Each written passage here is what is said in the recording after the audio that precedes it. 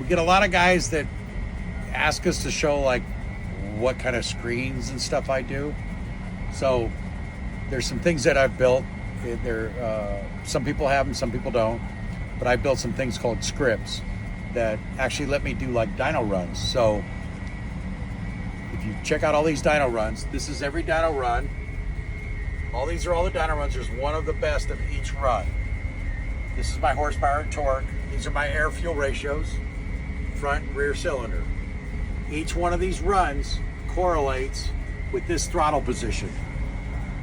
So 100, 230, 7, 10%, 15, 20, 25, blah, blah, blah, blah. All the RPMs. So I make all these runs.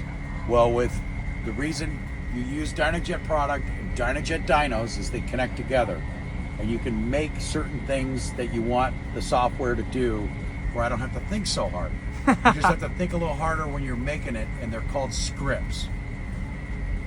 So basically, if we highlight all our runs, and I go to a script, so I have a built-in script lab.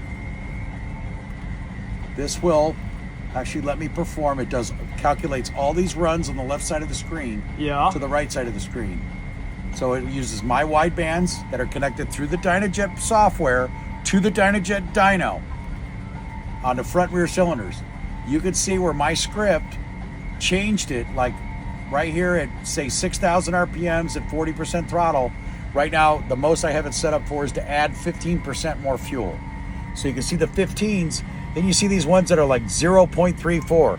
His air fuel ratio is pretty good at 2,500 at 40% throttle. I like to get them to where it's 0.1 or like this one, 0.007.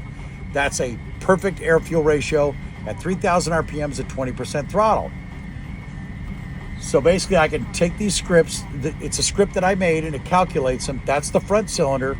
And if you watch real closely, it actually changes my AFR table. Here's where it's changing it for the rear cylinder. So now if you watch when it changes it changes these numbers. Instead of me manually doing it, I have a computer help me because I wrote a script. Interesting.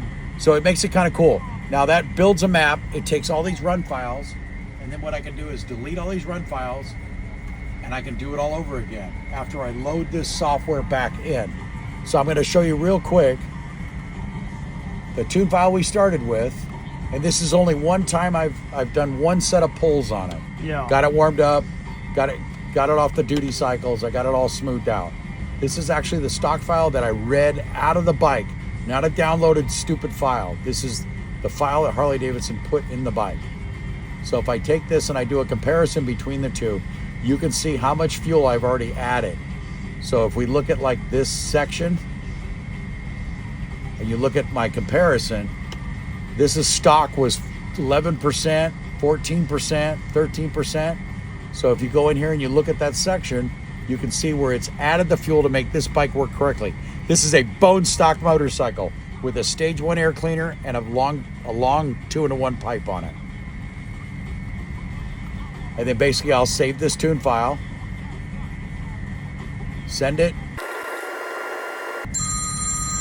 and it's going into the ECU, and I'll do it over again. And then when I do like 3 or 4 of these, then I go in manually and I go like 1% at a time and try to make that line as flat as you can make it. So that's basically the tuning process. That's tuning process on some of the bikes. On some of the bikes. Some of the bikes I can get away with using the script. Is that your mom calling again? No, it's somebody in Virginia. If you're watching this, you'll see. Yeah. So some of the bikes I can use the tune script. Some of the bikes I literally have to manually do it. If the air fuel ratio is so dramatic, if it's at 10 or below, or say 17 and above, it won't calculate them. I have to manually go in and put those in there.